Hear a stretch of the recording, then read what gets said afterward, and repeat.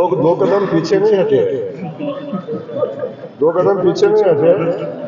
आपल्याला माझं एवढंच सांगणं आहे की आज आनंदोत्सव साजरा करतो. कोणाला काय वाटतं, कोणाला काय वाटतं याचा विचार करणं मला उचित वाटत. सोलापूर शहरातल्या जनतेला मनापासून धन्यवाद दिले. अशा पद्धतीच्या भावना सीएम साहेबांनी व्यक्त केल्या. परंतु करमायापुरता जो विषय आहे तर आम्ही सोबत लढण्याचा निर्णय करतोय, अजून झालेला नाही. जर सगळं व्यवस्थित झालं तर करमायापुरता आमचा निर्णय होईल. बाकी ज्या ज्या ठिकाणी आवश्यक आहे त्याच ठिकाणी युती होईल. त्या संकल्पाच्या सोबत सोलापूर जिल्ह्यातली ग्रामीण भागातली जनता पण आमच्या सोबत राहील.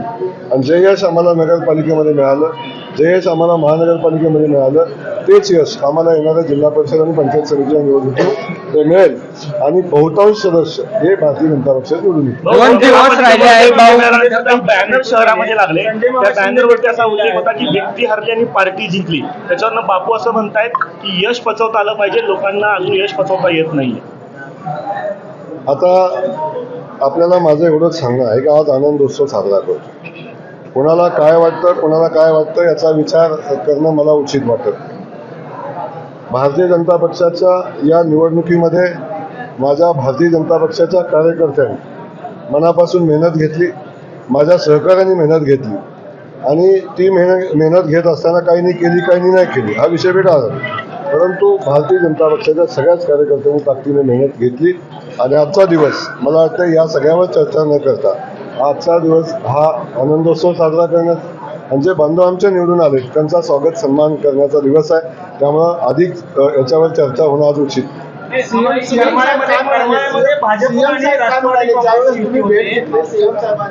त्यांच्यावर चर्चा केली आणि फिगर सांगितला, काय म्हणाले सोलापूरकरांच्या? सीएम साहेबांनी मनापासून आनंद व्यक्त केला. सोलापूर शहरातल्या जनतेला मनापासून धन्यवाद दिले. आणि सीएम साहेबांनी सांगितलं की आपली जबाबदारी सोलापूर शहराच्या प्रती आणखीन वाढलेली आहे.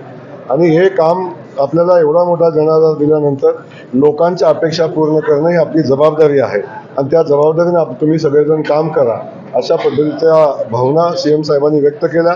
शहरातल्या नागरिकांचे मनापासून धन्यवाद मानले.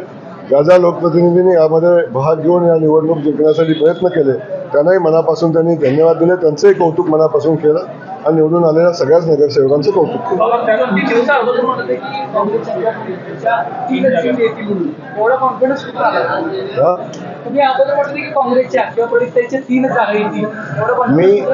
मी जमिनीवर काम करत होतो. मी शहराच्या गल्ली बोळामध्ये प्रत्येक समाज बांधवांशी भेटत होतो, सगळ्यांशी बसत होतो, चर्चा करत होतो. तेव्हा आपण पाहिलं असेल की आमचे खास करून इथं देवेंद्रजी कोटेजी उभे आहेत. त्या माणसाचा शहराचा प्रचंड मोठा अभ्यास, अगदी गल्ली बोळाचा, छोट्या छोट्या समाजाचा, प्रत्येक व्यक्तीचा अभ्यास असणारा एक लोकप्रतिनिधी आमच्यासोबत निवडणूक लढत होता. पण अशा वेळी काँग्रेस पक्षाचा उमेदवार कोण आहे हे सुद्धा त्यांना माहिती नाही. काँग्रेस पक्षाच्या प्रचाराच्या मोहिमेमध्ये जे सहभागी झाले नाही, या शहरामध्ये जाहीरनामा काय असावा, शहराला काय पाहिजे याची माहिती नाही, अशी माणसं दिल्लीत बसून जेव्हा या निवडणुकीचं नियोजन करतात तेव्हा याच्यापेक्षा चांगला निकाल येऊ शकत नाही माझी खात्री होती. आणि त्यामुळं ती माझी खात्री मी व्यक्त केली. पत्र लिहिले कार्यकर्त्यांना उद्देशून, त्याच्यात असं म्हणतात की हा पराभव अंतिम नाही, आत्मपरीक्षणातून आम्ही नवीन लढाई लढू. त्याचबरोबर त्यांनी पत्र लिहिलं, हमारे फितरत में 2 कदम पीछे हटे, अगली छलांग लगाने को. वो 2 कदम पीछे नहीं हटे, 2 कदम पीछे नहीं हटे, 50 कदम नीचे गिरे पर फिर भी गिरे तो भी टांग ऊपर, अशा पद्धतीची भूमिका घेऊन जर आपण बोलणार असू तर मला वाटतं याच्यापेक्षा वेगळं काय असू शकतं. माझं काहीच म्हणणं नाही. काही खूप मोठ्या पॉलिटिशियन आहेत, दिल्लीच्या राजकारणामध्ये आहेत, राहुल गांधीच्या जवळ आहेत, तिथला अभ्यास खूप चांगला आहे. आणि अशी एक नेता शहराला मिळाल्या की जे दिल्लीत बसून शहरातलं काम करतात, शहराच्या सगळ्या व्यवस्थेवर लक्ष ठेवतात. त्यामुळं एवढी दूरदृष्टी असलेल्या नेत्या या शहराला मिळाल्याचा आनंद आहे. करमाळ्यामध्ये भाजप आणि राष्ट्रवादी अजित पवार गटाची युती होते अशी एक चर्चा आहे. संजय मामांनी आपली भेट घेतली करमाळ्यामध्ये, संजय शिंदेने आपली भेट घेतली आणि भाजप आणि राष्ट्रवादी काँग्रेसची युती होण्याची चर्चा आहे. काय नक्की यामध्ये? नाही, आमच्या दोघांच्या युतीचा प्रस्ताव समोर आला आणि आमची साधक बाधक चर्चा झालेली आहे. अंतिम निर्णय उद्या होईल. परंतु करमाळ्यापुरता जो विषय आहे तर आम्ही सोबत लढण्याचा निर्णय करतोय, अजून झालेला नाही. जर सगळं व्यवस्थित झालं तर करमाळ्यापुरता आमचा निर्णय होईल. बाकी ज्या ज्या ठिकाणी आवश्यक आहे त्याच ठिकाणी युती होईल.